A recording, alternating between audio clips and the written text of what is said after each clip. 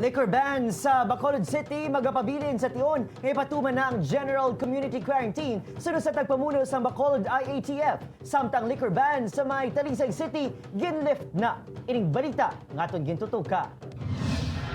Ginatutukan karon sa Bacolod City Police Office ang mga may tuyo nga magpalusot sang Ilimnon gikan sa Talisay City matapos sa ginlift na ang liquor ban sa syudad. Base sa EO21 nga ginpirmahan ni Talisay City Mayor Neil Lizares, mahimo na nga makabaligya kag makabakal sa makahulubog nga Ilimnon apang ginadumilian ang pag-inom sini sa pampubliko nga lugar kag mass gathering.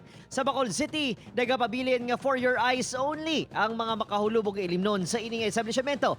Una na nga nagpaanda mga kapulisan nga kasuhan ang kung sino man nga madakpan nga nagabaligya o kung nagabakal sa makahulubog nga Ilimnon samtang may liquor ban sa Bacolod. Ayo sang pila ka manginginom, nagamala na ang ila puwak gani kung mahimo pasugtan nga makapadalundon bisan sa sunod lang sang ila balay. Mala na puwak mo sa bomber? Mala na eh.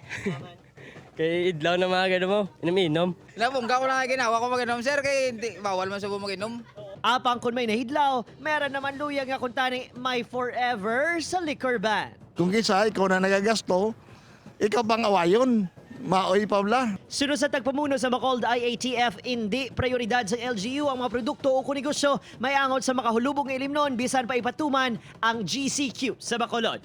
Siguro ang basic need siguro is more important than alcohol Okay. or vices. Upod kay Reynald Casillo, Adrian Prietos, 1 Western Visayas.